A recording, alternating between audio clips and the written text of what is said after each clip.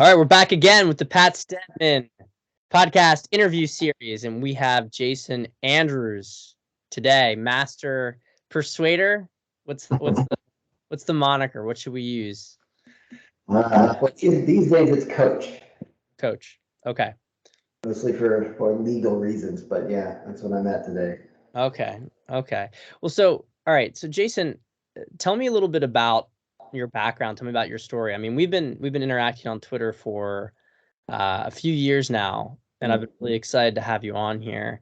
And just yes, like because the whole persuasion hypnosis realm is something that I don't have any real practical experience in. I did take like an NLP course at one point. So I have like technically I have like this like basic level certification in it, but I gotta be honest, like I didn't really get a ton out of it. And I know that it works. It's just I don't know if it was just the environment in which I learned it in. So I'm just kind of curious about your journey to being a persuasion coach, and yeah, tell us a little bit about what you do. Sure. So let's see. I got to go all the way back, probably about 30 years to when I was in high school. And there was this religious group, and myself and a couple hundred other kids sort of got sucked into this thing. And it was interesting, like looking back, I realized that they were using really powerful hypnosis, persuasion, or linguistic programming, all that stuff. They were using some pretty heavy duty stuff. At the time, obviously, I didn't realize that. Well, for a lot of people, it seemed to really help them, but it didn't sit well with me at all. And I was miserable. And combine that with normal teenage life and things like that. And I was depressed, and not just depressed, but had really bad anxiety. I mean, we're talking panic attacks, as bad as it gets, I had it. And this was 30 years ago when nobody really knew what was going on, right? Anxiety was this like, people were like, you'll go out of it, or, people didn't know what to do. So nobody really knew how to help me. And I talked to everybody. I mean, clergy, parents, psychologists, psychiatrists, doctors. I mean, I talked to everybody trying to figure this thing out. And eventually, there's a psychiatrist, and he said, "Here, take this drug. Because this is a new thing." He gave me this, it was a pamphlet on it. It was like this new thing. It's like anxiety disorder. Right? It's brand new at the time. And he gave me this drug, and I took it, and it helped. It helped a lot. And that really pissed me off because I never really believed that there was something fundamentally wrong with me. And that just really, I never accepted that. Well, let's fast forward a ways. I never stopped looking for a real solution, and I came across this book called Awaken the Giant Within by Tony Robbins. You guys all know who Tony Robbins is. And the remarkable thing about that book was that the stuff that he was talking about in the book, that book had an effect on me when nothing else had an effect on me. And I started looking into it. Well, it turns out Tony Robbins was an early student of John Grinder. And Grinder and Bandler were the two guys who studied Milton Erickson, the great hypnotist. Bandler and Grinder sort of codified all the hypnosis stuff into protocols, and they called it NLP, Neuro-Linguistic Programming. And then Tony Robbins is downstream from there. So I started digging into all this stuff and looking into how to undo some of this programming that had been done to me. And eventually, at age 25, I was posting on Yahoo groups or something. I mean, it's like new internet era. And I was talking about anxiety and about, hey, if you do this, it fixes your anxiety a little bit. And this guy wrote back and he's like, no, you got it all wrong. Give me a call. I'll help you. It's just so funny to think about that on like Yahoo. I know, right? Like Ask Jeeves, like It was a golden, it was a different era. yeah. Well, so I'm like, okay, I'll talk to this guy. So I give him a call, and I'm thinking we're gonna have a conversation, and we don't. It's just him talking for an hour, telling me stories for an hour. And I didn't barely get a word in. And the only thing I remember about it was that at the end of the story, there was this animal that got sacrificed on an altar. That's the only thing I remember about the whole story, the whole hour, really. And he said, okay, well, just give me another call back in a couple days. And I was like, hey, I don't even know what just happened. Whatever, dude. This was weird. Yeah. But the anxiety was gone. Just bam, ended. And I had been, this has been at least 9 years at this point that I had been searching for ways to deal with it. And it was gone.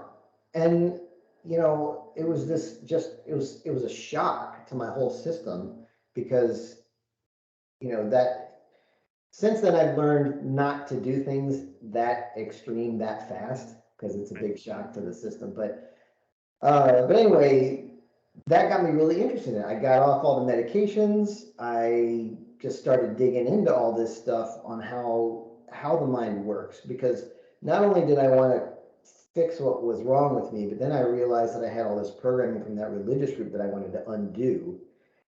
And Was that programming like was it like guilt and shame kind of stuff? What was the it's really an interesting an interesting thing.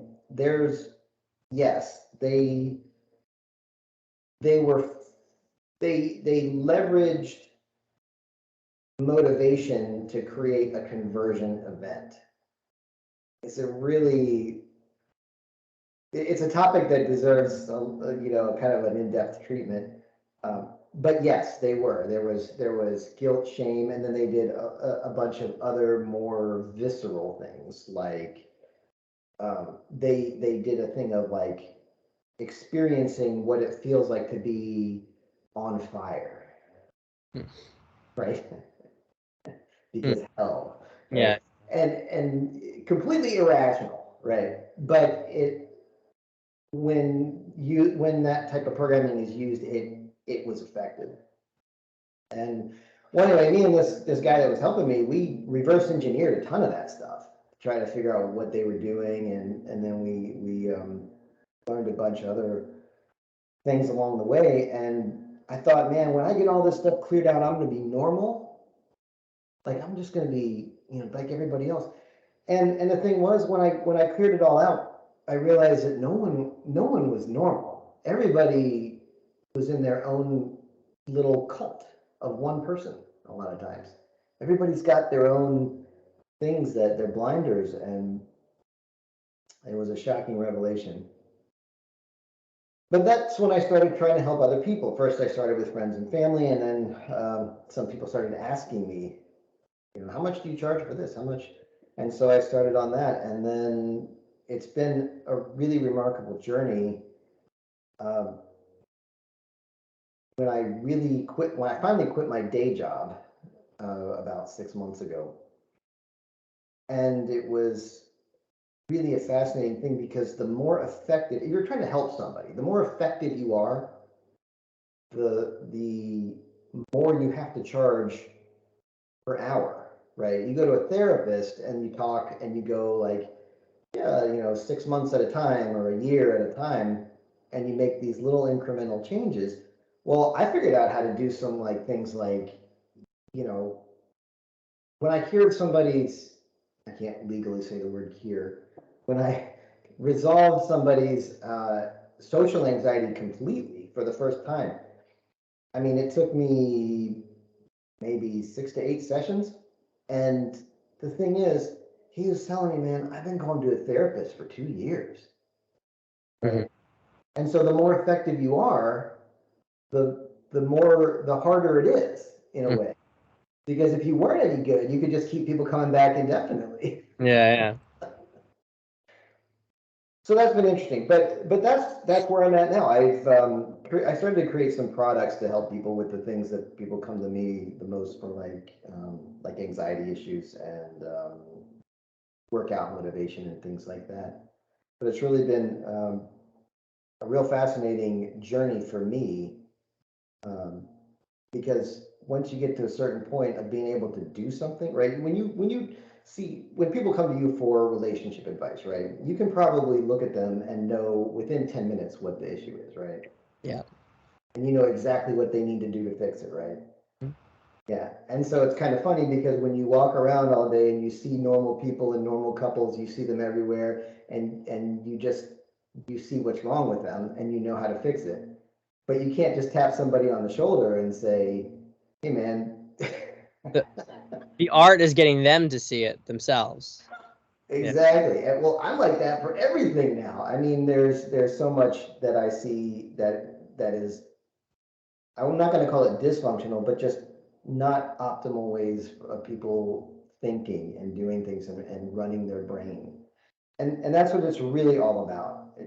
Running your brain the way that works for you, instead of all the self-sabotage, the imposter syndrome, the internal conflicts, all that garbage that just burdens people every day. Right? Get get get past all that and start living the way you want to live.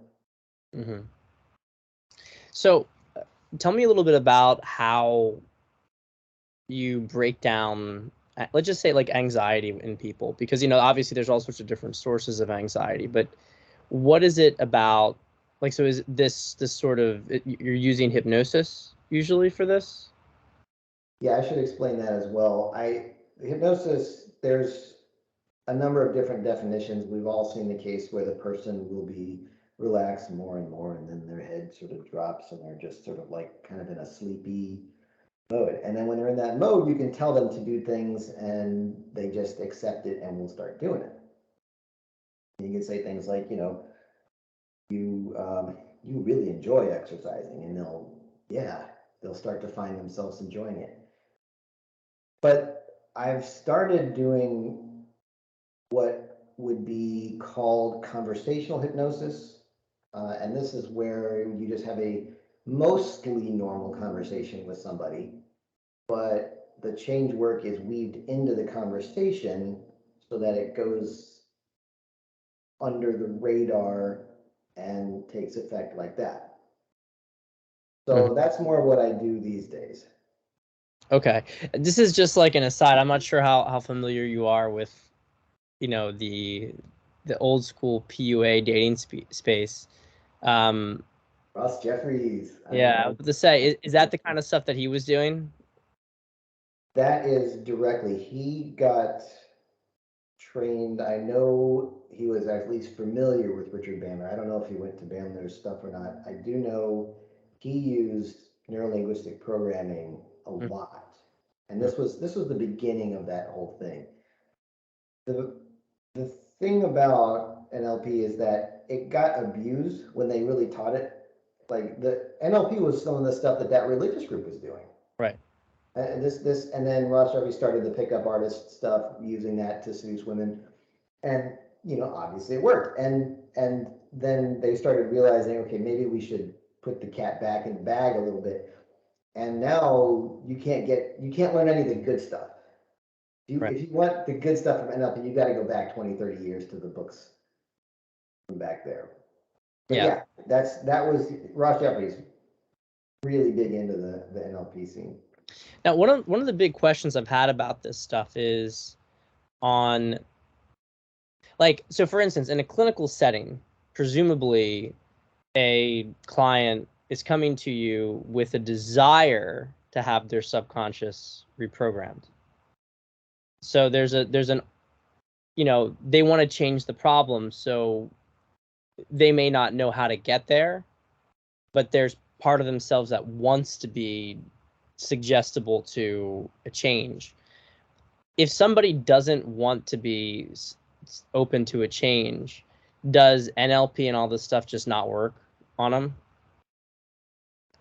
it depends. This is going to sound like a cop-out answer. It depends on the skill and creativity of the person doing it, because I'll say it this way: if you provide somebody a context, external context or just purely internal context, in which the thing you want them to do is just the natural thing to do, they're gonna do it. So you can find there's lots of examples of this and I think there's a really good metaphor for this. It's the two movies on one screen. Sometimes people say it's just when people are in their own bubble. Yeah. That bubble is a context within which the only things that they're going to do that make sense are the things that, well, the people who created the bubble want them to do. So if someone really doesn't want help, I mean, it depends on the situation. Usually you want to, ethically speaking, you want to just let them be. But let's say your son had a major problem, right? And you felt like there was a legit way to, oh, I need to fix this and it's okay for me to do that. Well, you go in by basically amping up the pain and providing the way out as a good feeling. Right? If somebody's getting into a gang or something like that, you amp up the pain to them being in that gang. Eventually, they're going to try to find some way out of it. If you provide the way out, hey, look, military is recruiting, kind of like a gang, but you get paid. Yeah. You get skill, or whatever it was. I'm, making that up as a thing, but that's how I would approach a situation where somebody really didn't want help. So thinking about this on more of a macro level, how much of, I mean, this is what we really see going on with media and a lot of the cultural programming. I mean, they know this stuff and they use it. You can tell that as a practitioner. Oh yeah. Yeah. It's remarkable the shift that's happened since 2016. I mean, the first time I saw Trump on one of those debates, I mean, I knew right away. I was like, this guy's doing stuff. I mean, at the time, I didn't quite know what he was doing. I couldn't, because he was doing he was doing kind of his own version of everything, but I knew he was doing something. I mean, nowadays, you've got AOC and her group, they're very well trained. On the other side, you've got Matt Gaetz, exceptionally good. Even, who are the ones that they say are crazy? Lauren Boebert, Marjorie Taylor Greene. They're fairly on the, what's the right term for this? They're bombastic, but they know exactly what they're doing. They're saying exactly what they want to say. So you get this new sort of generation of these politicians who are extremely skilled. Carrie Lake, she's another one. She's really good too. Now here's a question I have with this stuff, because when, this could be my own bias showing, right? But I mean, when I look at a lot of those politicians, like I see why there would be such a huge value for people like AOC, etc., to be, trained in this stuff in order to, because they're essentially pushing some sort of delusion. And so there's, I mean, and I want you to take issue with this. So but let me finish. I want you to pick apart what I'm saying. Okay. But that there a lot of what, without going too far down the political path here, because I want to keep the focus more on the, the persuasion side of this. The left is creating an alternative reality. And so when I see people, like, I don't particularly resonate with Marjorie Taylor Greene or Lauren Boebert. But when I look at, what a lot of these politicians that were like, wow, this person's great on the right, just like, well, they just have a ball sack, to a certain extent. They just literally, like, all they have to do is just call it like it is. I don't. So I'm curious about this. If you can break down some of the, because I could see it with Trump, and I don't have enough exposure to Carrie Lake to know for sure. I'm sure it's happening, but it's like, for me, and I think a lot of people were like just call it out and then do something, and then follow through and do something about it. That is surprisingly difficult to do. Mm-hmm. And it's because there's the frame, the context, the bubble. You can't hear or see or feel anything that contradicts your bubble. Mm-hmm. I mean, you can't. That's the definition, right? You may have some vague subconscious, understanding of it, but it gets pushed aside, and that creates a conflict. So anytime somebody comes out and says something that maybe people really know is true deep down, but there's so much pain attached to accepting it, Mm-hmm. there's so much denial there, then there's it triggers them. Mm-hmm. Right? There's all these, and for all the people who believe that sex and gender are biological and that's really the end of the story, then then you have the people who are like, no, you can pick whatever you want and make stuff up. I mean, I'm trying to be balanced here, but like you you can just choose whatever you want, right? Well, for the people who are saying, I was born one, but I want to be the other. Well, if you say, no, you're the one, this is what you were born as, right? That's taking something that's in denial and bringing it front and center. And that's going to cause pain. That's going to cause conflict. And that's why they get so, that's why they get so triggered. Mm-hmm. By just calling out what is true, but hidden. And it does work, because if this bubble's basic presupposition of existence is contradicted by this bubble, these guys are going to think these guys are crazy, and vice versa. Their Mm-hmm. realities aren't going to be compatible. So yes, that actually is a very good attention getting technique, because it triggers outrage. Now, when you want to get into pure persuasion, the first step is getting attention. If they don't have attention, then whatever you do, no one's going to hear it. Right. So I think that's why you see that kind of deliberate triggering a lot. Okay, interesting. So one of the things that I've noticed is that propaganda, which is, I would say, weaponized persuasion, right? Is that a fair characterization of it? Yeah, sort of large scale. Yeah, large scale.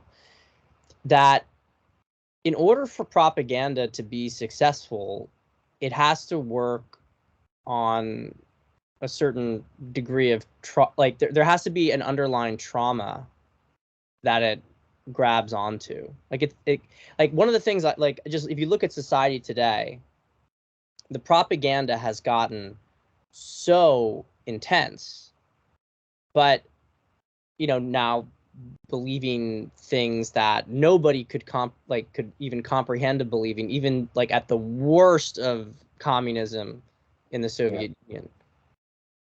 And I can't help but think that this gradually occurred because what you've seen in generations, especially the youngest generation right now, is just inordinate amounts of trauma that have occurred, especially to the children. And they've had their even just fundamental identity of who they are as a person, whether or not they literally are a man or a woman, has been targeting. And I feel like it's like, once you can disrupt that, I mean, would you say that it's true that if you can disrupt someone on that fundamental level, you can insert anything into them almost. Yeah, absolutely. And in fact, boot camp in the military before wars was like that. The Mm-hmm. abuse was so intense that they were broken and then rebuilt. And then even people who were in the military, they were drafted and in the military for maybe 2 years in Vietnam. And those guys will be wearing the hats the rest of their lives. Yeah, They'll yeah. be wearing the camo jackets the rest of their lives. It really is a key technique. And I can tell you some really interesting things about how that's happening and why it's happening more now than it used to, right? Just in society. And it has to do with imprints. Mm-hmm. You heard of these? I have, but talk about it. Go into it. Yeah. So it's an ancient idea, and I mean, you can sort of map them to the different chakras and the different, there's a lot of different um, ancient versions of this understanding. But the more recent understanding came around with Timothy Leary in the 60s. He discovered that there were basically eight, um, he called them imprints or biocircuits. And these are things that can go one way or another during the life of the individual. But once they're set, they're really hard to change. I mean, almost impossible. Now, these are things that are so, most people consider them genetic. They were so hard to change. Well, Leary figured out that, I'll give you an example. The first one is the mother imprint, and this has to do with the mother nurturing and keeping the baby safe. This is for mammals, right? In cats and dogs, you see the runt to the litter. Like the mother rejects one of them, that one is going to be smaller, neurotic, less healthy its whole life. This is something that can happen in all mammals. Now, it can happen in humans too. Mm-hmm. Right? The second imprint is the father imprint, and that determines of whether you always feel like you're in an oppressor oppressed dynamic, or you can go your way and the other person can go their way. Mm. Okay, now depending on how well that's been set, a person will be literally at the nervous system level unable to snap out of the oppressor oppressed, dominant submissive frame. They literally can't. Their nervous system won't let them. If it was set properly, they'll go like, hey man, I'll do my thing and you can do your thing and that's fine. And we can cooperate or not. The mother imprint, if it goes well, the person feels safe by default. They feel wanted by default. If it goes bad, they feel unsafe by default. They feel rejected by default. Right? Now, Leary figured out that by using LSD trips, he could get somebody to go back and fix their mother imprint, fix their father imprint. Okay, this was a big, big deal. I mean, this started the 60s, drug thing and counterculture and all that. Because when they realized they could fix these things with drug trips, and well, let's all drug out, right? And then we don't have to be these robots programmed by society. Well, there's downsides to drug trips. I'm neither pro hallucinogen or anti hallucinogen, but there's downsides. There's some bad stuff that can happen if people go on a bad trip. But later, I think it was Masters in Houston figured out you could do the same thing with just hypnosis, Mm. which was much safer. Now, what's been going on in as I understand things, and let me give one more piece of information here. Pavlov, right, the guy with the dogs, he would stress the dogs out and to find out what would happen. Well, you stress the dog out to a certain level, and certain things happen. And if you keep stressing the dog out, well, then there were different phases it would go through. And one phase was called I think it was the um, the equilibrium phase, where a big stressor and a small stressor had the same response. Then you keep going, and then the big stressor would have no response, and the small stressor would have a big response. And if you keep going, there is he called it the ultra paradoxical phase, where the dog would reverse its training. Whatever they had trained it to do, it would start doing the opposite. If there was one of its trainers that it loved, it would hate that trainer. If there was one of the trainers it didn't like, it would like that trainer. It was this really remarkable complete shift. And Pavlov divided his dogs into 4 categories, and I can't remember the names, but if you take the father imprint and the mother imprint, and you have healthy father imprint, unhealthy father imprint, healthy mother imprint, unhealthy mother imprint, you get a 2x2 matrix. Mm-hmm. And you can map Pavlov's 4 categories onto that mother and father imprint matrix. Right? This also corresponds to the ancient Greek Hippocrates, sanguine, phlegmatic. Right, the 4 humors. 4 humors, yeah. It maps to those 4. Well, he realized that the ones that we now know would be in the healthy mother imprint, healthy father imprint, it took them 8 times the amount of, stressor, like drug dosage or whatever stressor was being applied. It took 8 times as much of that to get the phases to go up to the next phase as the one that had the unhealthy mother imprint and unhealthy father imprint. So by messing with people's imprints, you create a population that's in this bad quadrant. Yeah. This easy to manipulate quadrant. And how would you get the mother imprint of the whole population to be bad? Get mothers away from their babies. Yeah. The first imprint is in the first year of life. And then the second imprint is somewhere around ages 2 to 4. You never really know when exactly. Okay, well, get fathers, out. Give them single mothers who are away from their kids. Bam. Much more likely, not necessarily, but more likely to have a negative mother and father imprint, much more traumatizable. Mm-hmm. And I think that's what's going on in a large scale in society today. That's why we've got so many people. I think that's this next generation is like those poor guys, man. I'm like, yeah, it's a lot at once. what's interesting about it, and I feel like this is such like I almost hate framing it this way, but it almost is a kind of selection pressure, because and this is something that I'm curious about, because they've been pushing this, but it's almost like eventually it hits a wall. And I guess my question is, why is it that certain individuals seem to be much more resistant to this kind of programming? Even like, because it's not even necessarily always like those imprints, I'm sure, are a huge part of it, right? That they have more resistance to it. But what's interesting is that a lot of the people who you could say are waking up to it are people who have actually gone through it as having been heavily traumatized. So what is it that allows them to kind of come out of it, and what allows them to see it?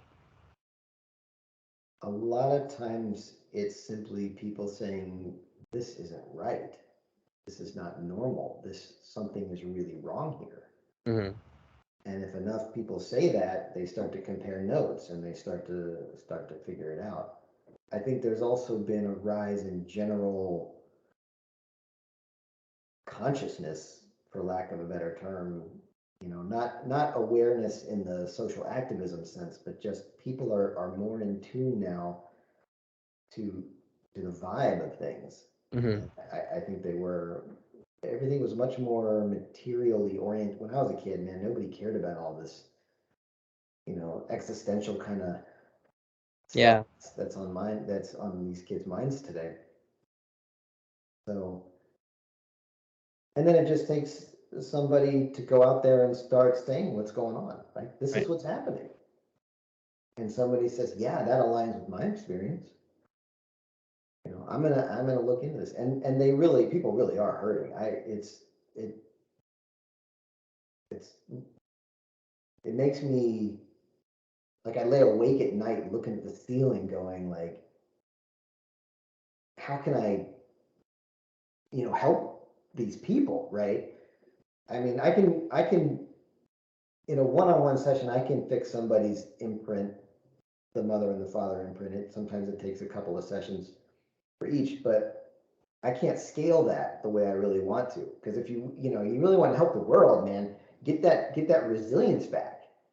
And that's the foundation for everything else. Because if a person is walking around continually feeling unsafe and fight or flight mode all the time and continually feeling like they either have to be the winner or they're the loser. They can't just do their own thing. Man, they're not going to be able to do much else because those are just going to dominate their nervous system.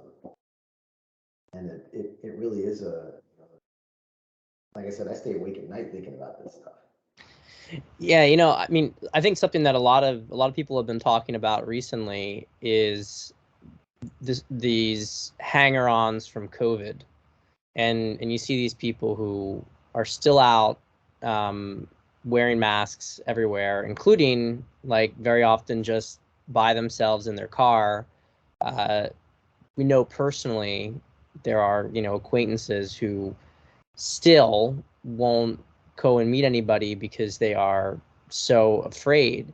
And I look at that. I mean, people like laugh at it, but it was maybe more funny to me before. Now I'm almost just like, I feel bad for these people. Like something's really profoundly broken. I mean, do you like, it's almost like I almost look at it like it's PTSD from a war in a certain sense, there's something that got shattered within them, and can it be reconstituted? You think some of these people are, you think a lot of the people who are still doing it now, are they just gone? Are they not going to come back? I do not think they're just gone. Um, I want to say I think you're right that a lot of people are using that as an outlet of their own feelings of anxiety or being unsafe. And uh, I think there's a big secondary gain for, being still masked, right? There's a, I'm doing something good for others. Right, right. Right. So there's that sense of feeling like you're contributing, and then it's a signifier of I'm in this group, not that group. Mm-hmm. So that's another thing, and so there are those secondary subconscious gains. But as far as them being gone, I mean, there was a time in my life where I thought I was gone, Right.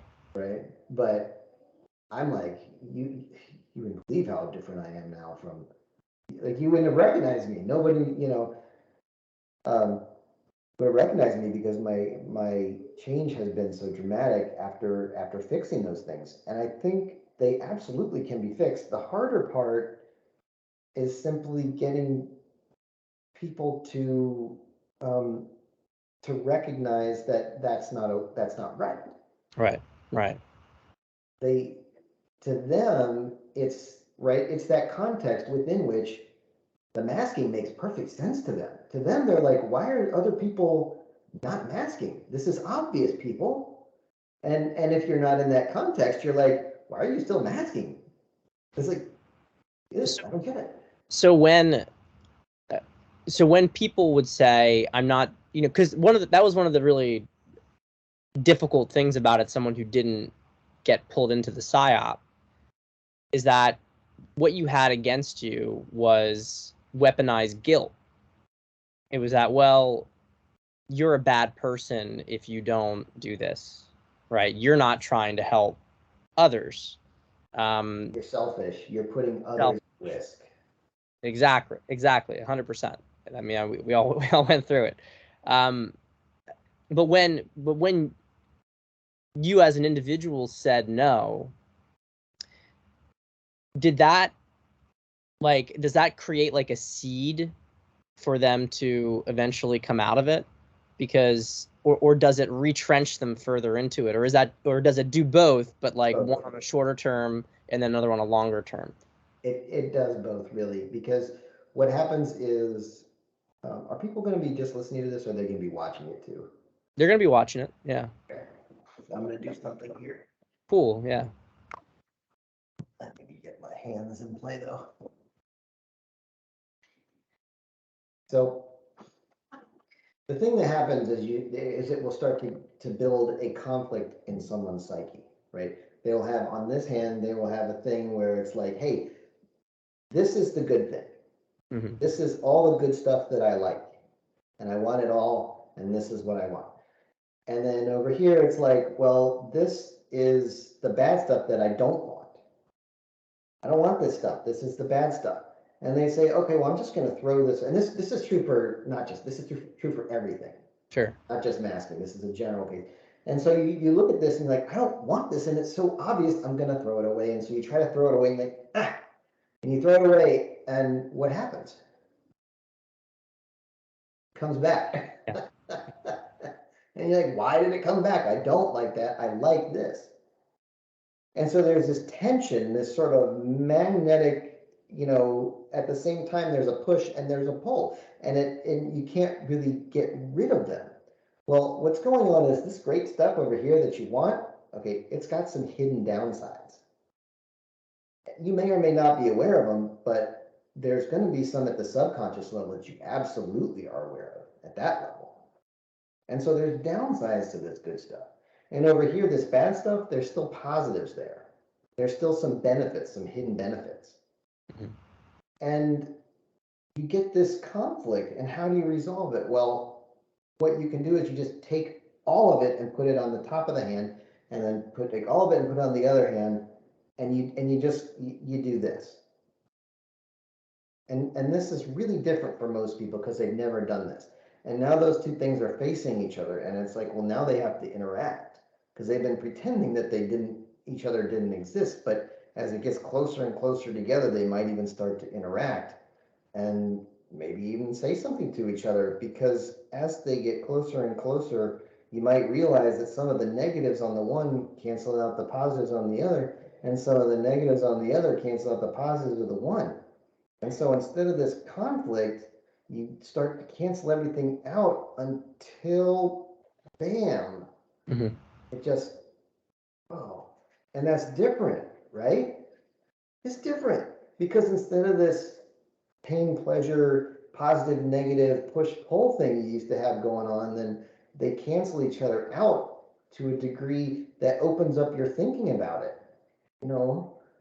The Yeah, so I was just gonna say, I mean, what I was thinking with this is that one of the, like, in kind of in more awake communities right now, there's a lot of people who, now that stuff's turning, that they're like, they just want to be like, haha, fuck you, told you so, and I think that there's a higher, more wise approach, which is to not do that and to really be more, not that you have to pretend that choices that existed before didn't exist, right?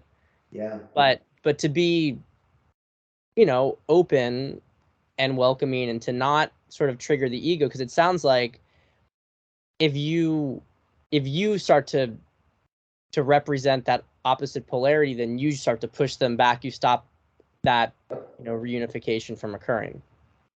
Yeah, what is it? What's the saying? Don't punish somebody for doing the right thing, even if it's late, Yeah. right? So you reward them for finally doing it, if at least they're doing it at all. Yeah. Welcome to the good side. Exactly. Been a lot more fun over here. We didn't, And it seems like this always comes back to, and I'm curious how this squares with maybe more of the technical, tactical aspect of it, but it's always like, if you try to tell somebody to do something, it tends to push them away. But if you, as Gandhi would say, right, be the change you want to see in the world, if you simply act accordingly, other people may try to polarize against you. But if you're just like, yeah, I'm not really interested in that, that it kind of makes it more difficult for them to view you adversarially.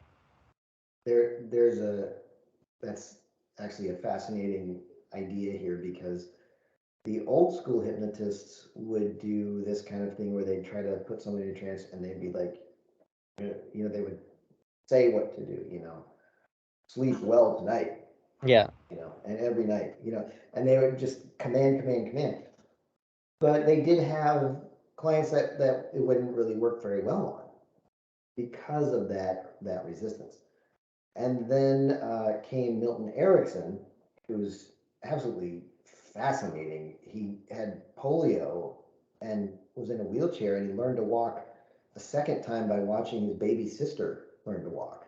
It's just fascinating, this guy's life.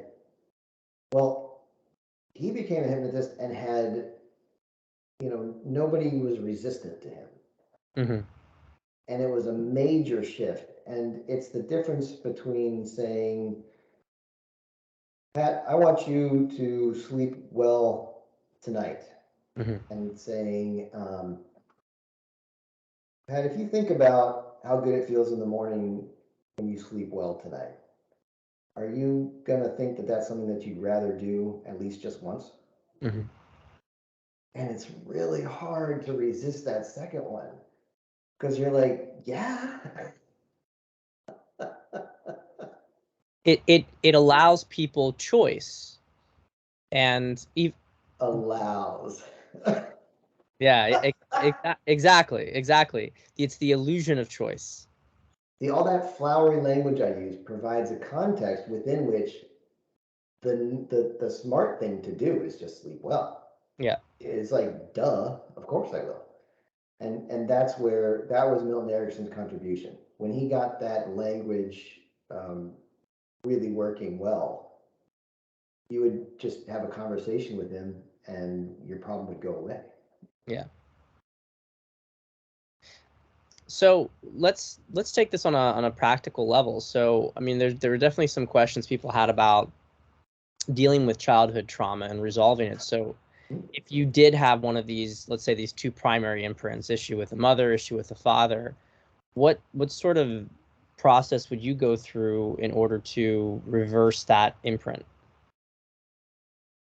Good question. There is a, let me say this first. The imprints are so global. If someone came to me and said, well, all this shit happened to me when I was a kid, I wouldn't start with the imprints. I would actually clear out those events that they're talking about first. The imprints are so global that that would be probably my second consideration, unless they had bad anxiety, because that's a huge contributor. But that being said, what you would do is called the name. Well, I don't know the official name, but it's like timeline therapy. You would have the person basically re-encode an experience that they had that was painful, and you re-encode it in ways that aren't painful. And you're not necessarily changing the content. You're not pretending things were different than they are. What you're doing is changing how the brain represents it. Mm-hmm. And this might have been familiar from that NLP training. So that's basically what you would do. You go back, re-encode it, come back to the present, and it doesn't bug you anymore. Mm-hmm. And it's remarkably effective. The first person that I discovered this when I was 25, and I had, this guy had run me through it a few times, and the change was so shocking to me. I couldn't believe it was possible to do this stuff. But it really is, it's very powerful. And people who get better on their own do this naturally, right? I mean, what's the idea of, there's a famous quote, something like, hey man, someday we'll look back on even this stuff and laugh. Mm-hmm. And, when you're 80, are you going to still care about that girl who dumped you when you were 16? No, you're going to laugh about it. And it takes that that image that was really bright colors and loud and big and scary, and then it would, all the colors just drain right out of it, and it shrinks down to a size where you can manage it, and then the sound gets quieter, and it just stops being, maybe it goes from three-dimensional to flat, and when you do all of those things about that painful experience, it just stops, you just stop caring about it at the nervous system level. It's just not a big problem anymore. And then you just come back to now, and all the downstream crap from that event that had been bugging you for so long, well, you notice all those other downstream events differently. The other time you had a breakup, whether you broke up with her or she broke with you or whatever, that's less painful because the first one is now neutralized, and that first event had affected the second one, but now it doesn't have to. So the second event cleans up, and it just cascades down all the way to the present moment. And you can even look towards the future. Yeah, it's so interesting. I remember when I was starting off in this whole journey, the first 6 months in particular was heavy sort of deeper work stuff, because I mean, my anxiety was off the charts.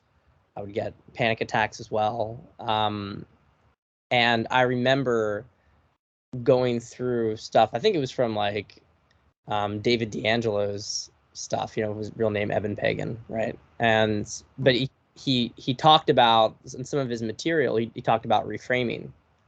And like even now I can like think back to when I was in college and when I was going over this, about how profound it was to, rather than simply view, let's say, a failure with a girl as really like a failure, even, to view it as a rejection, to start to think like of, okay, what I actually got out of it, but then also to find it like amusing. Like there's all sorts of like emotions that you could layer onto it. Like I remember it was almost, you could find it interesting, and then you could find it amusing that it was interesting, or interesting that it was amusing. You could just layer all these separated emotions onto the actual event, completely change the perception of the event.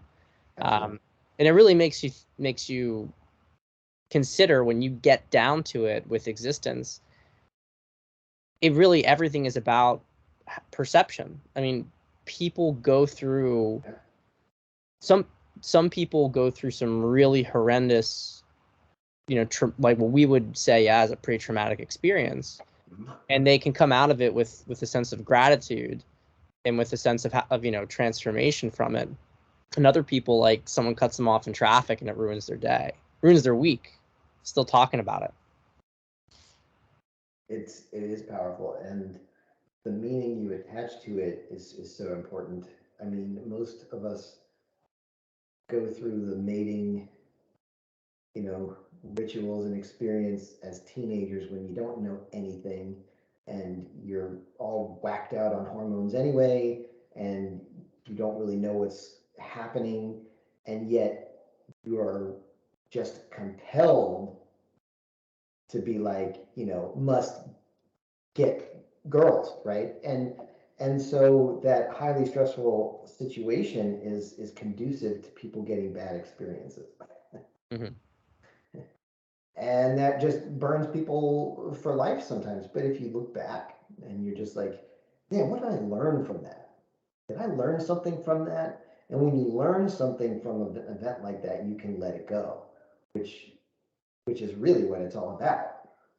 You learn, you take what you need to learn from it, so you don't need to keep the pain, right? See, the subconscious mind is like, as long as I keep this pain, that's not going to happen again. Okay, but there's better ways to prevent it from happening again than just keeping the pain. Like, we're not idiots, right? We have brains. You learn something from it.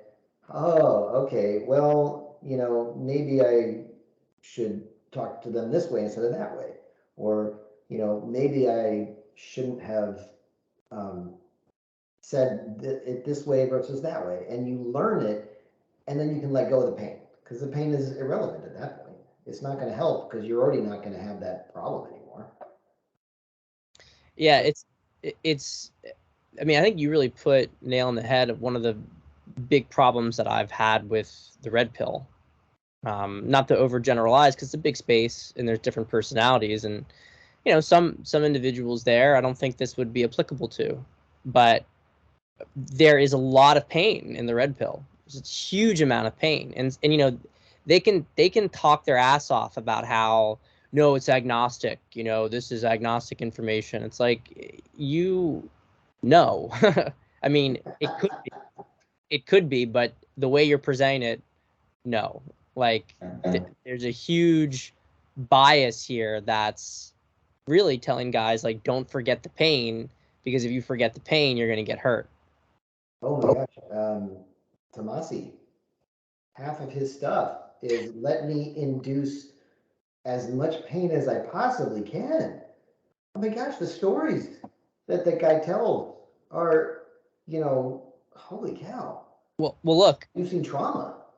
Look, you said it. And I'm happy you said it.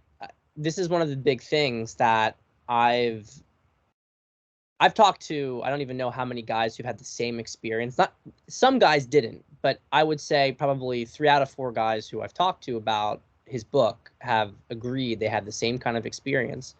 And I'll actually say this. I can frame it in a way that's maybe a compliment to Rollo, and actually to the extent of the success of his book, which is that I think it is actually quite persuasive, because it does hit trauma points. It really gets into trauma points. And I remember reading his book, and I started to get paranoid at my wife. I started to look at her differently, and then I was like, "What are you doing?"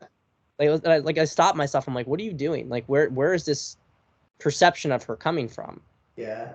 And then I was like, this is a mind virus. And that's when I started to actually get more of a resistance to him, because I'm like, I was manipulated. I could feel that I was being manipulated.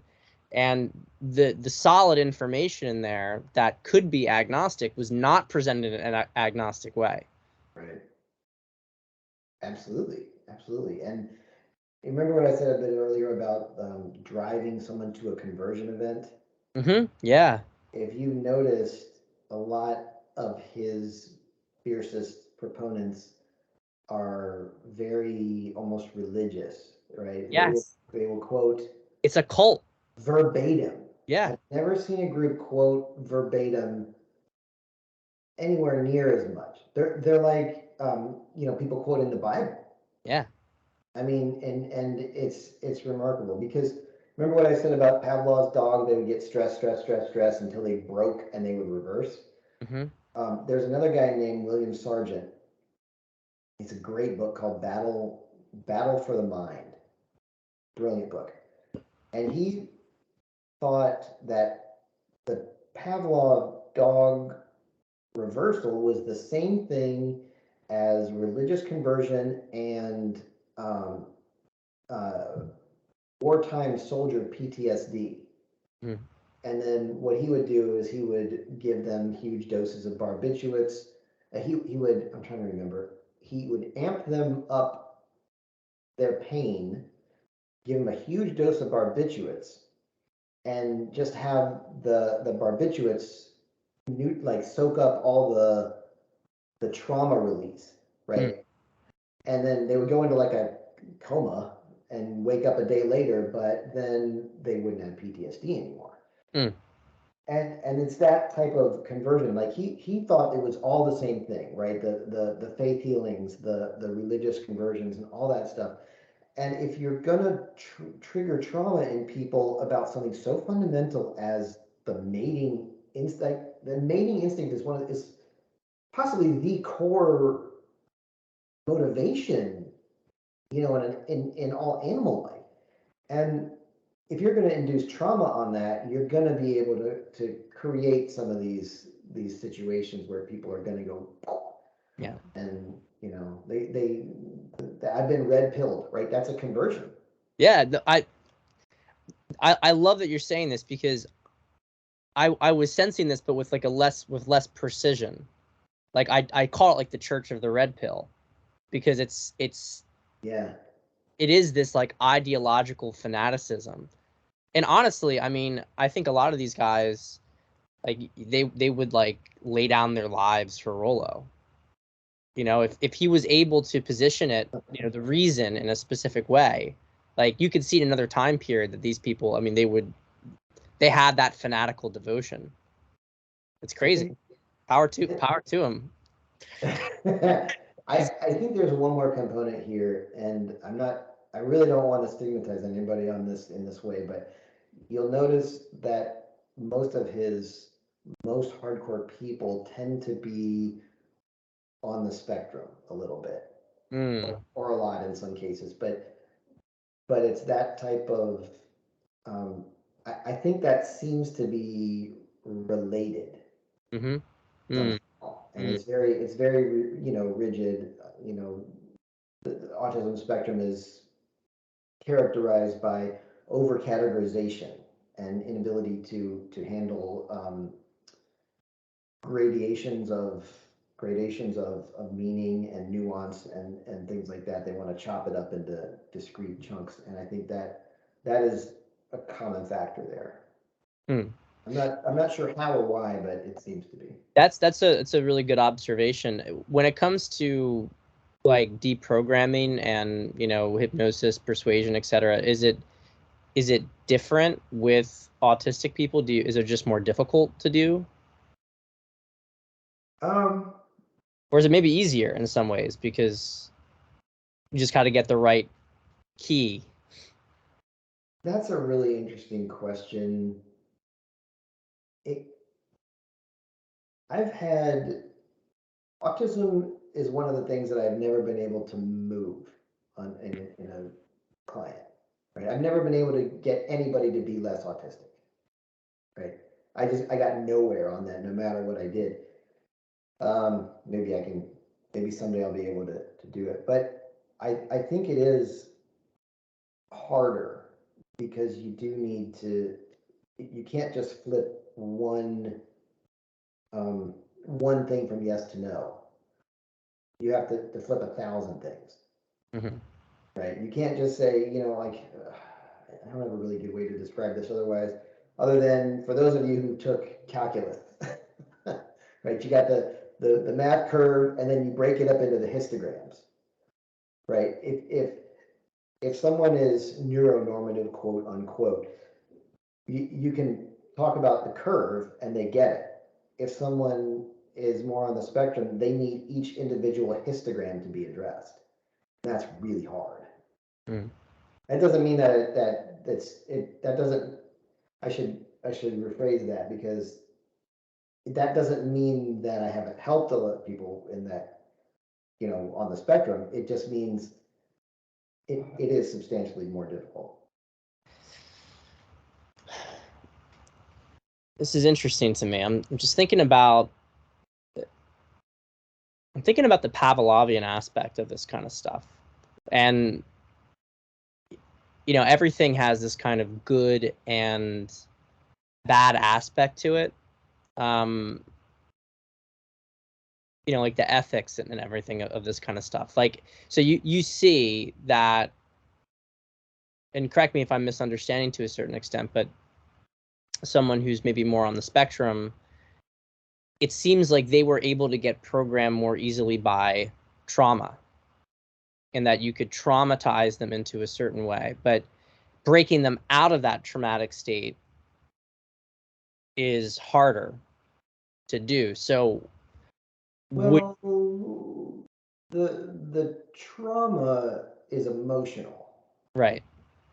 And that's not the challenge so much as getting the life change. Right. Does that make sense? So when you say life change, so let's just use the case study here. I think this will make it easier. So Rollo's got a lot of autistic followers. We'll just play. That's not what I said. I know. But how, like someone who was very rigidly locked in,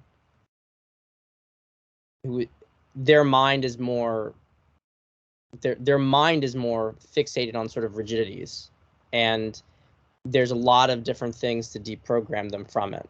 Like the way that their mind is wired, it makes them less suggestible to come out? Is that? No, not less suggestible. I don't have the vocabulary to really describe this the way I sort of get it.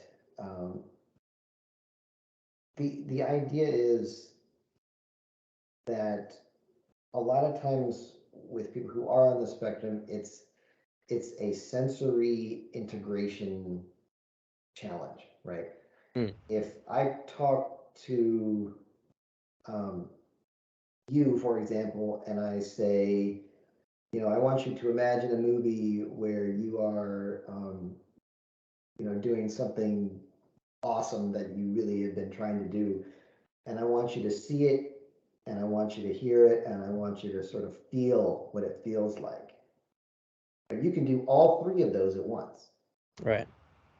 Now, if I start changing, the seeing or the hearing or the feeling, that's gonna change your experience. With someone on the spectrum, they will be able to see it, but not hear it or feel it. Mm-hmm. And then if I tell them to feel it, they will feel it, but not see it or hear it. And it's when you get all of them together, that's when you get fluid meaning, because the combinations are where all the nuance is. And that, does that make sense? That's, if you do get the right trigger, I will say this, you are right about that. If you do get the right trigger and you flip the right switch, you can really get a major change. But you gotta, it's just not as fluid. So yeah, so this is okay. I think I get it. I think I get it now. The question for me, and this just kind of, I'm going to take this another direction when it comes to like women and relationships, but if there was the right trigger there and that was able to get them into this sort of rigid way of thinking, or at least let's put it this way, they were disposed to have a rigid way of thinking and they got slotted into this way of rigid thinking that maybe is not conducive towards them. Is, if it's very difficult to like get them to perceive things on different ways, like you said, hearing, feeling, seeing, would you be able to go to that same trigger, but if you were to re-traumatize them again, but then have them come out with a different conclusion? I'm not saying it would be ethically correct to do it, but because I've heard, for instance, I've heard with like MK Ultra stuff, that the only way to break people, practically speaking, 90% of MK Ultra severe trauma-based mind control individuals, the only way they get out of it is to have a trigger event that is comparable to the initial trigger that got them into that mind space. You almost have to re-break them again to get them out of it. That might be true. I am familiar with what you're talking about, actually. And the thing is, that would be considered, people have been doing this for thousands of years.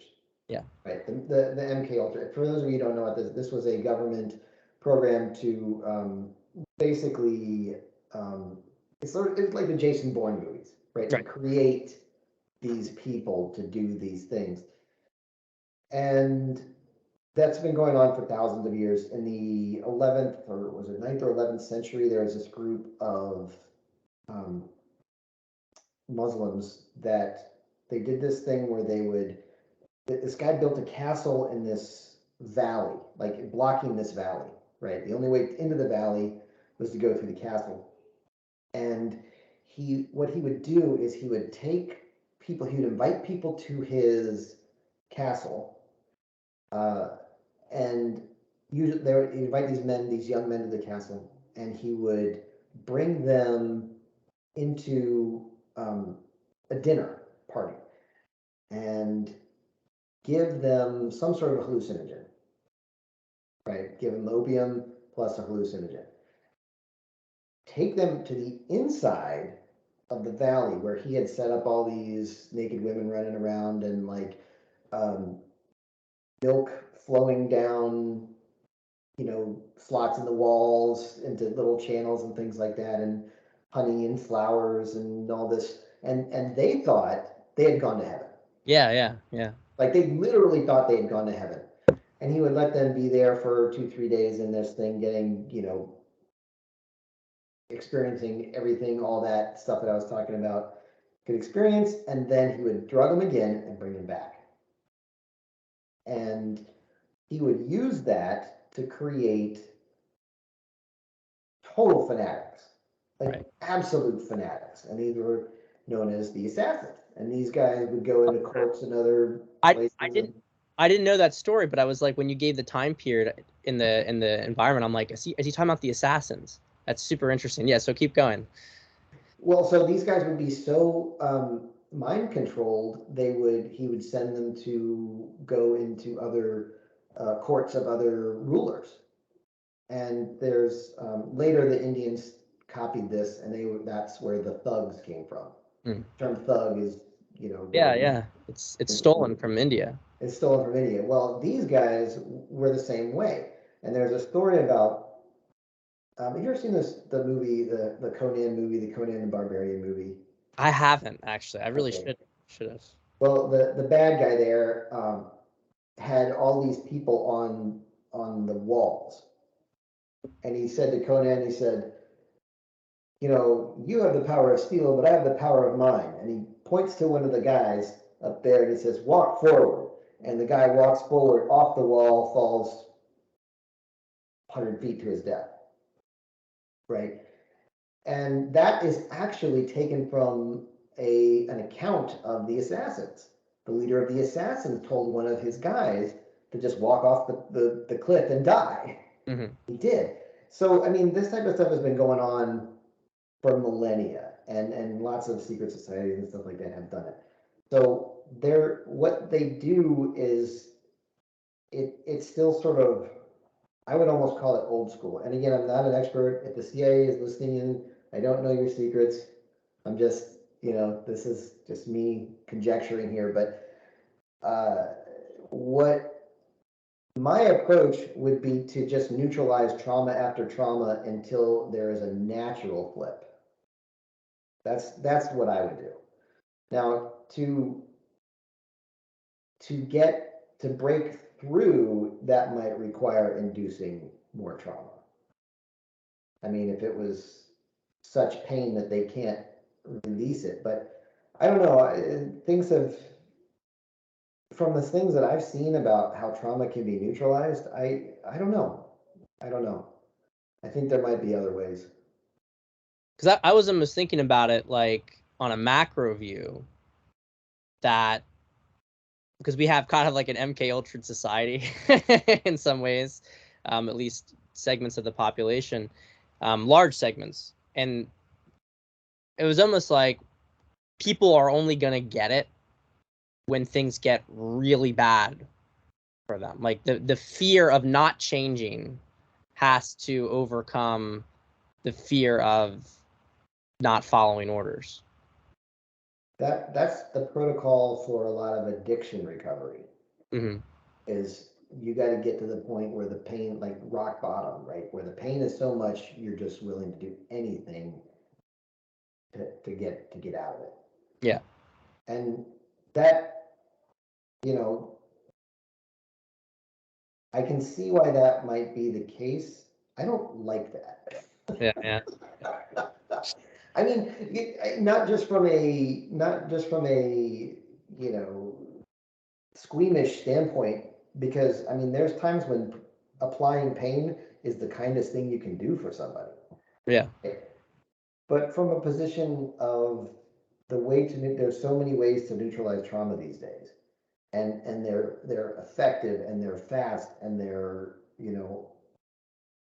I wouldn't want to do that unless I didn't have another option. What about the difference? No, go ahead. Finish your thought. Well, I just realized you were talking about at the societal level, and at the societal level, there is a component of that, right? when things get so bad, we're going to riot. Yeah. Right? When things get so bad. But that tends to happen at a societal level only when people are starving. Right. Right? You take away people's food, things really go bad. But there's not a whole lot else that's going to really cause a revolution. Mm. I mean, jealousy isn't going to trigger a revolution. It has to be at base chakra kind of needs. Yeah, physical safety needs, right? We don't have enough to feed our kids. We're going to riot, right? We don't have enough money to, we're going to riot. Losing our home, people are getting sick, that kind of stuff. Yeah. Yeah. Typically. What about the difference between, I mean, is pain a stronger motivator than pleasure? No, because of, well, like in the case of addiction, Mm-hmm. that Mm. dopamine hit is so strong it overrides all the other pain. In fact, that's one of the harder things to deal with. I haven't really helped many people with hard drugs, but things like drinking and smoking and stuff like that, the addiction, the person's subconscious mind will throw all their pain under the addiction. And so then whenever they smoke the cigarette or whatever it is, then that pain goes away for a few minutes. Right. And so the behavior change is not as hard as cleaning up all the crap underneath the under that was blocked off by the dopamine hits. So I don't think so. I think either one could be stronger depending on the situation. Okay. So when it comes to relationships, I mean, there are some ideas of, getting a woman. And I think that some of the red pill thought can kind of go in this direction, maybe the higher levels, but getting a woman to, for instance, comply, right? And that there's a very heavy focus on using Pavlovian conditioning on the woman. So, she's good, you reward her. If she's not, you withdraw attention, or you do those sort of stuff. Is Pavlovian conditioning, can it be the foundation for a healthy relationship? I know. I mean, it depends on a lot of factors in an individual situation, but there are cases where somebody they're not going to do the right behaviors. They're just not. There's no way they can't figure it out themselves. No one's able to tell them, clean your shit up. In those cases, the best you can hope for is that type of Pavlovian conditioning. There's a lot of broken women out there that they need help, but they're not going to be able to do the right things in a relationship or treat somebody properly unless they've been given more conditioning. Okay, this is not ideal. What you want, and I'm 46 now, so and it definitely changes over your lifespan, because somewhere in the last 5 years, for me, I've reached this point where the polarity is it's just different. There's something that happens in the early 40s, and the change is different, and you start understanding it all at a more mental, emotional polarity level than the physical polarity level. It's hard to describe what I'm saying, but I don't know, maybe if anybody's listening is past their early 40s, maybe they might understand what I'm saying. But there's definitely a shift. There's definitely a shift. And I don't think that stuff is going to work on any woman who's older than about 40. Because at some point, it just stops being about that in the same way. The better solution is to take somebody and help them resolve those things that are causing them problems so they can choose instead of their programming choosing. That's like mostly what I do. I dehypnotize a lot more than I hypnotize. Right. That's what I would. Because that was one of the things. I want to go back to what I was just talking about, but with hypnotism in general, I can't shake that, like, it's kind of because I've seen how it's used, it's kind of like a dark art, but that understanding it is what you need to be able to combat it and deprogram people. Like, you can't. It's like, I hate using like a Harry Potter reference. It's such like a like indication of low culture, but I but defense against the dark arts class, like, they weren't taught dark arts, but they were taught defense against the dark arts. Yeah. And I've noticed that with women, like, all the red pill stuff, it's exactly what you said. Like, that sort of Pavlovian relationship is not, like, that's not a healthy relationship. You can't be real, you can't be really intimate, because that's perceived as weakness in the Pavlovian dynamic, and then you'll have to punish it. There's always a sort of like, there's always a programmable aspect to the things, a response that you have to give.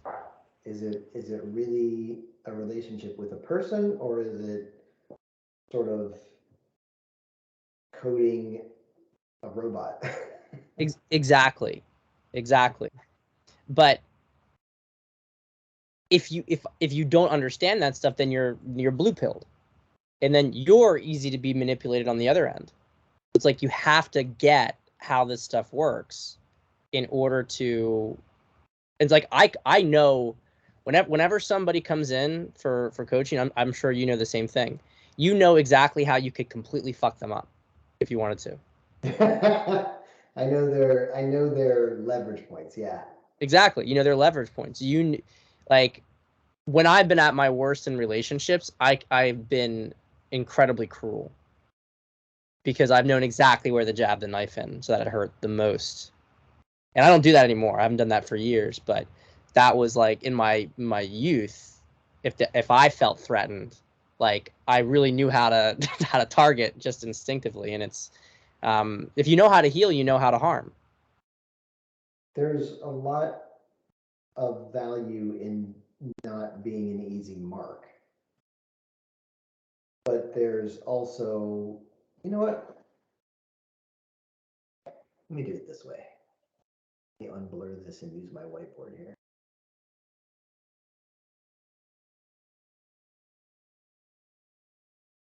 While I'm doing that, I'll figure out how to do that in just a second. But what do you think? Let me ask you a question here. What do you think is the single biggest problem or aspect that the most of your clients have?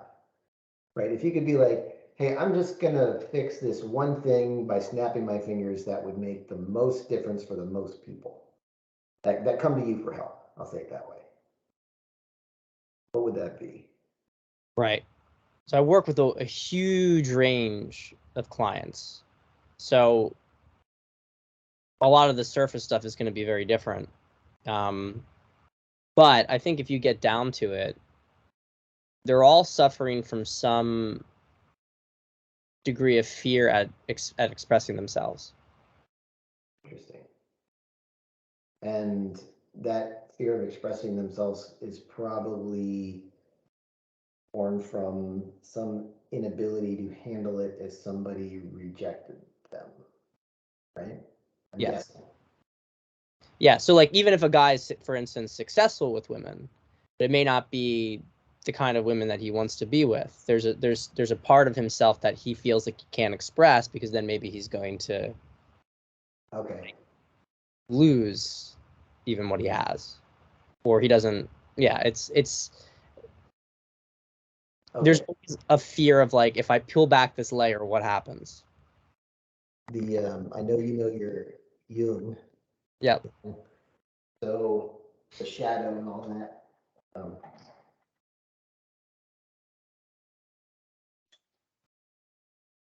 Is showing up okay?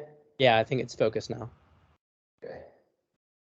So hopefully this is big enough. Yeah, it's perfect. Okay. Remember when I was saying, do it this way, father plus minus, and this will be mother plus and minus, right? This would be the inference matrix. And what you want to be is here, right? This, trying to remember what the titles of these were. I don't remember actually what Pavlov and Leary called them. The worst place to be is here, right? This is the person who everything has to be oppressor oppressed, and they normally feel unsafe and hostile. Right. Okay? This is not where you want to be. Okay? The red pill takes men from here, Mm-hmm. Yep. ironically, to here. Right? They're still hostile. They still have the oppressor oppressed, but they're no longer weak. Right. Exactly. They're no longer weak.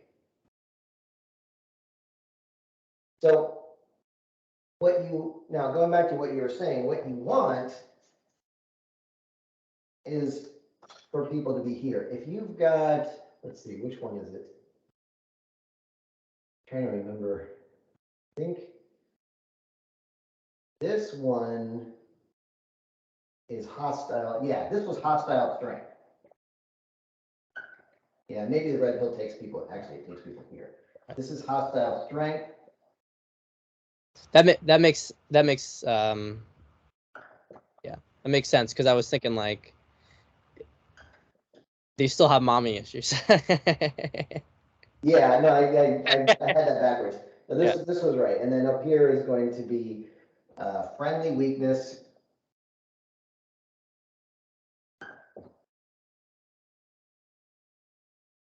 And over here is going to be friendly strength.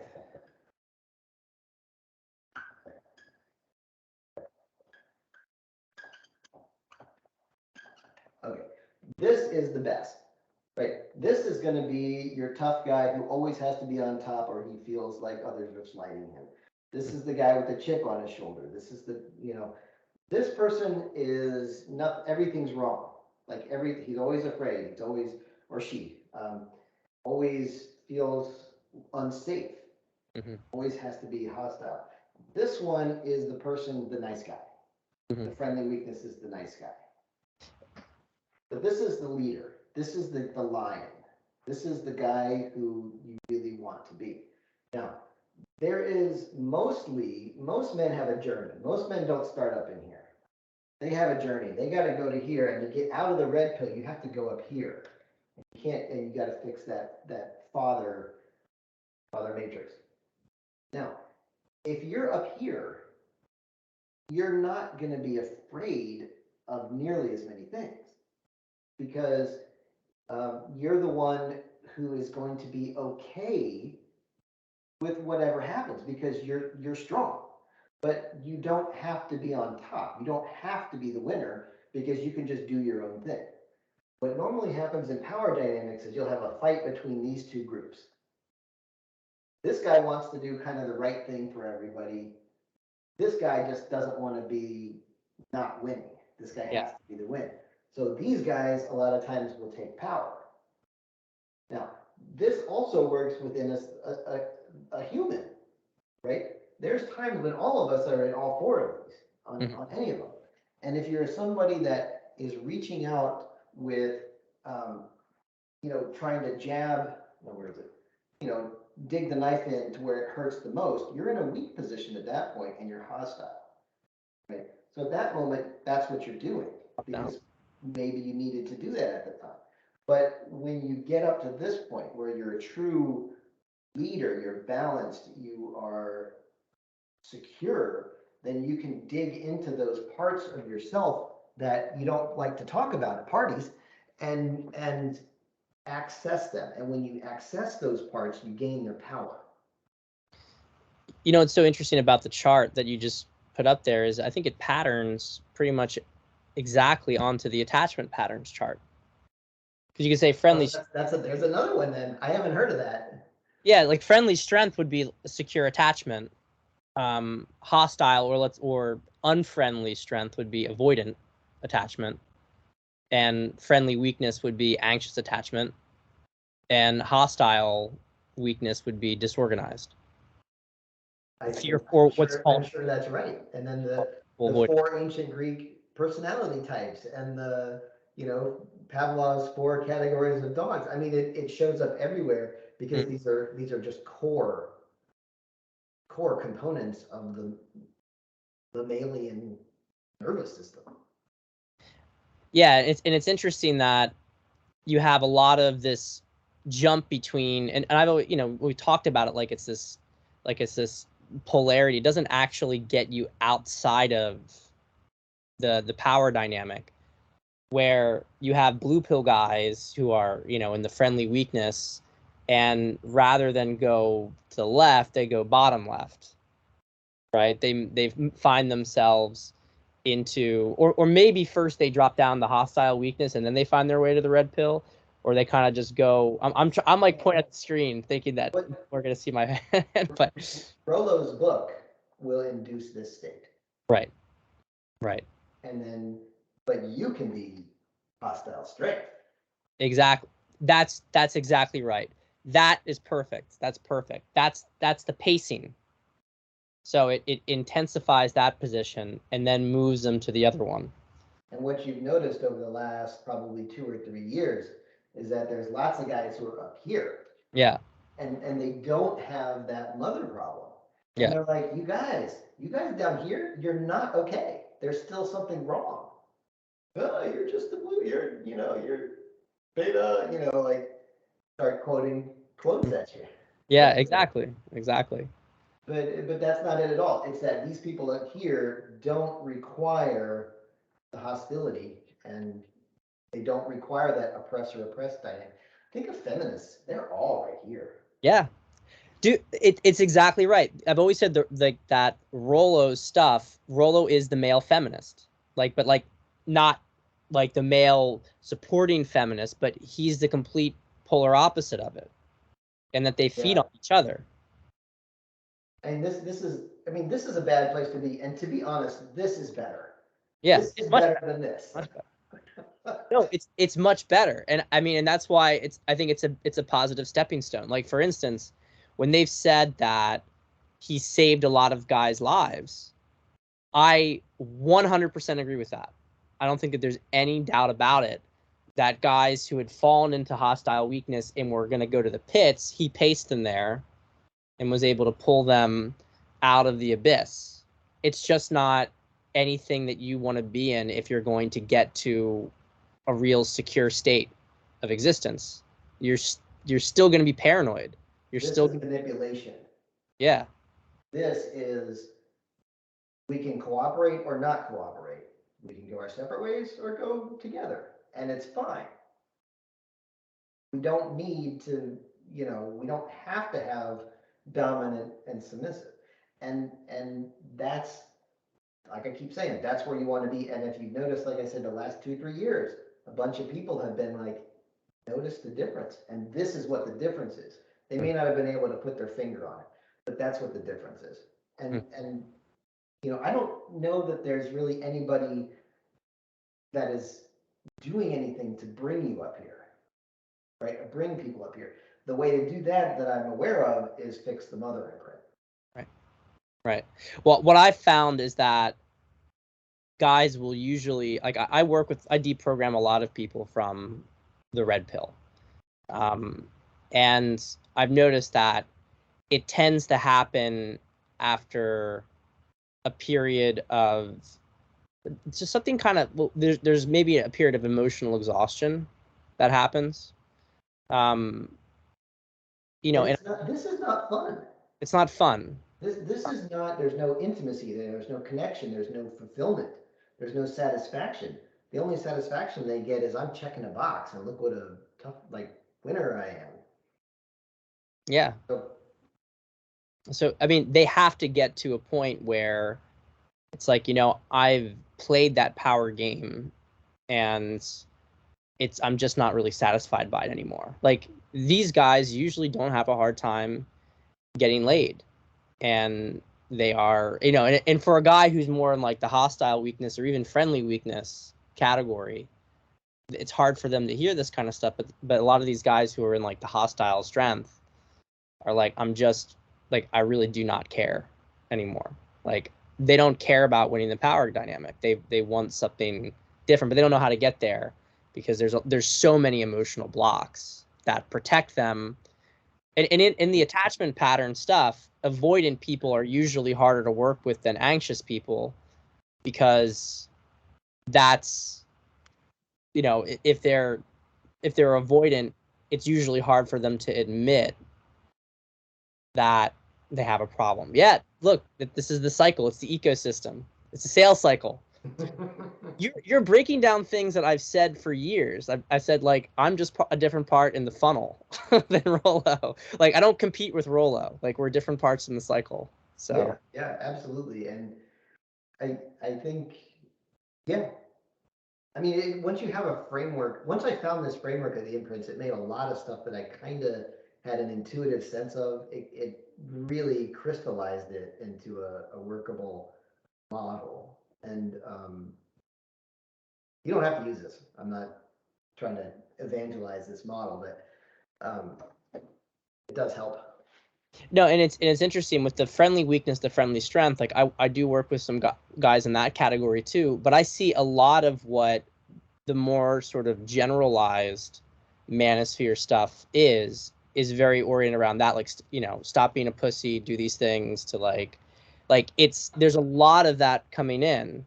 For guys today, there's a lot of this sort of generic how to be more of a man content to try to move people from that, weakness to strength.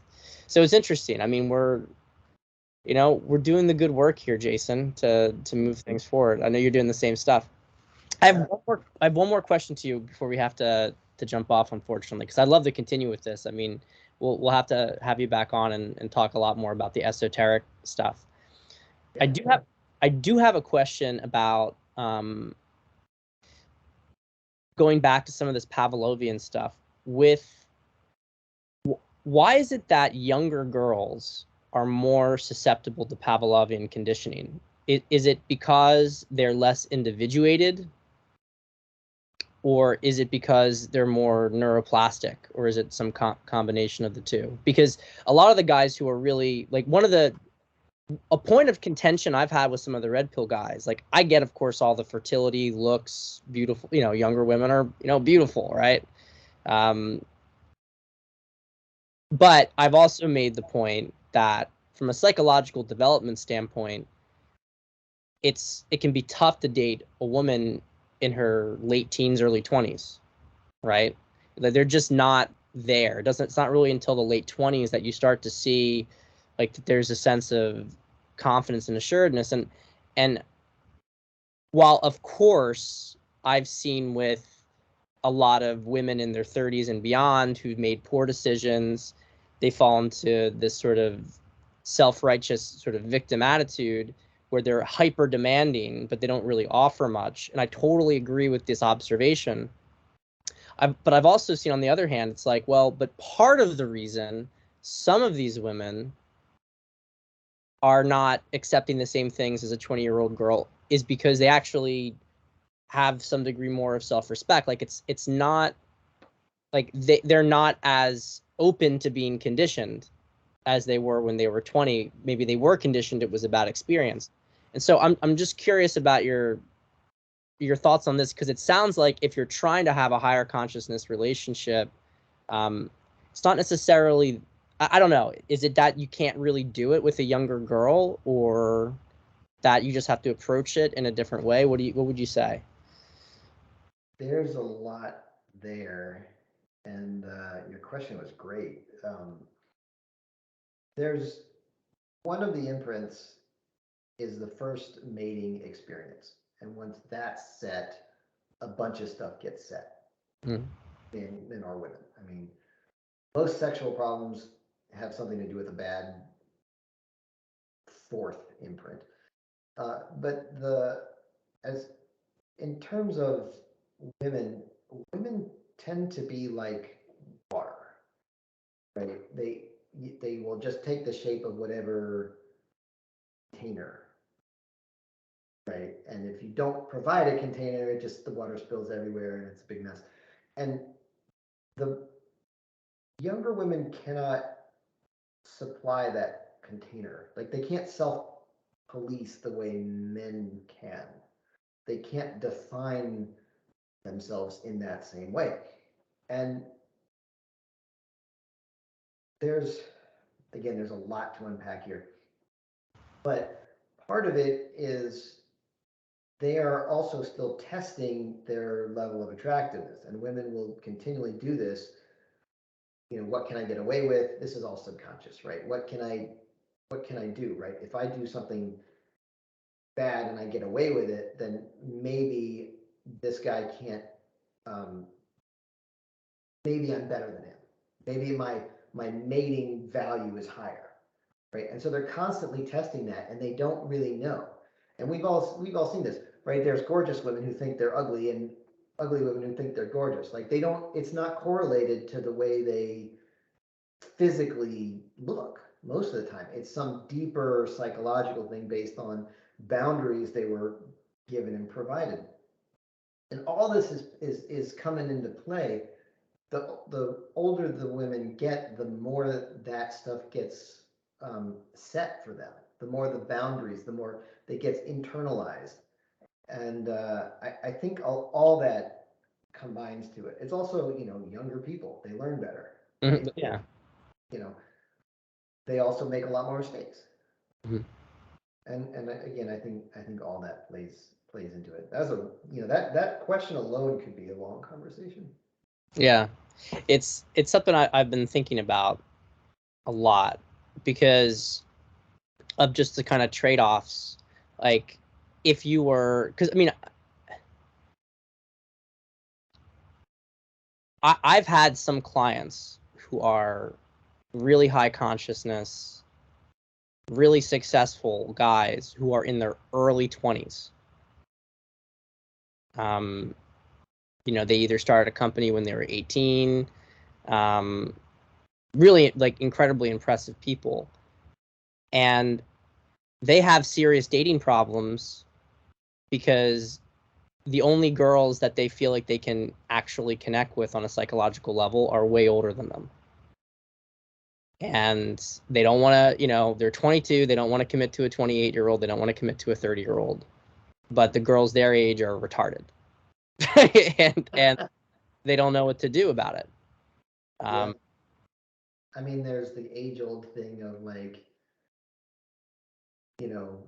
Ashton Kutcher and Demi Moore with an absolute expiration date on that. I mean, right. That's not going to end pleasantly.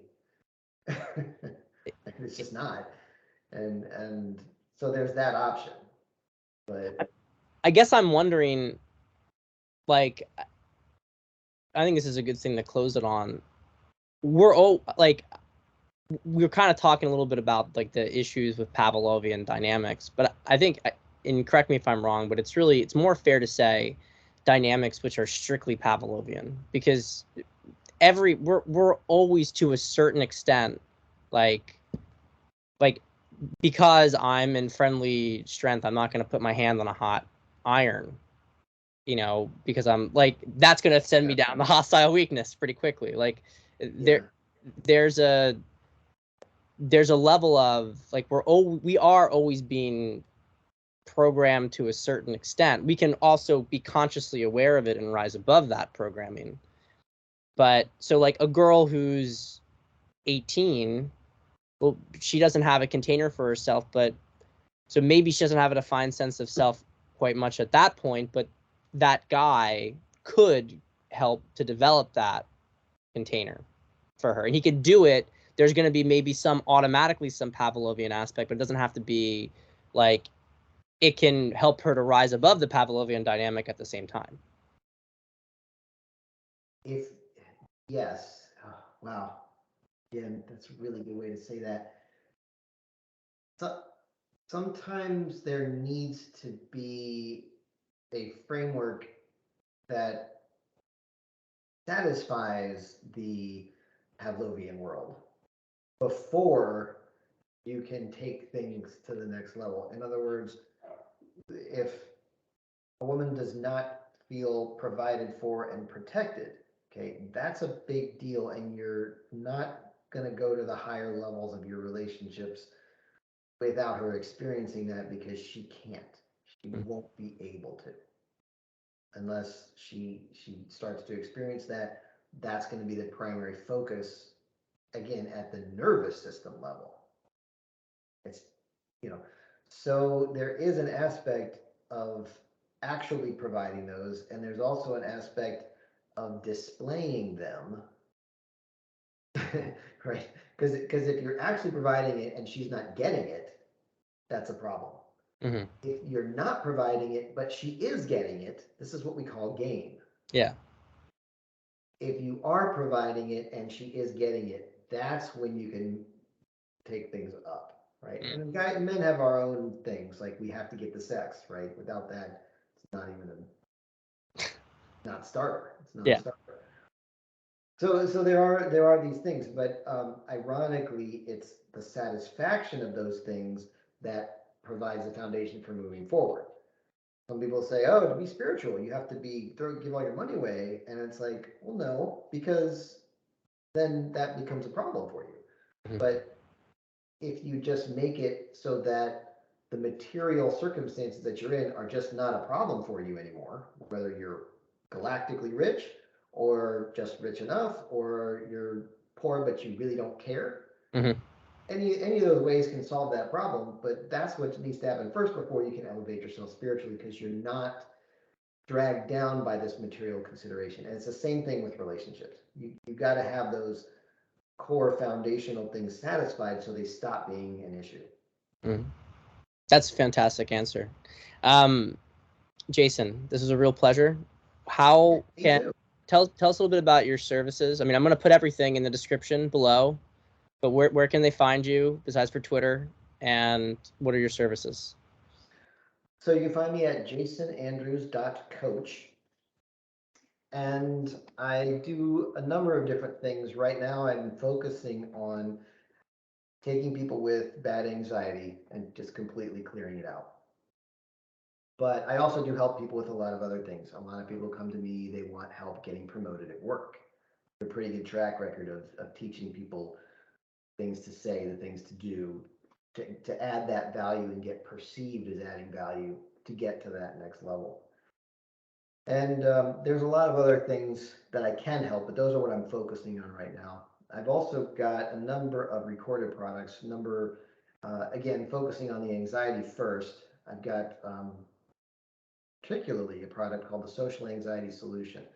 And this is sort of an in-depth process of, as you listen to it, it's going to rewire your brain so social anxiety dissipates and disappears. I'm really proud of that. And you can find that at jasonandrews.coach or jasonandrews.gumroad.com. Awesome. Links will be in the description below. Check out Jason, work with him. Jason, thank you so much. Appreciate the time. Thank you.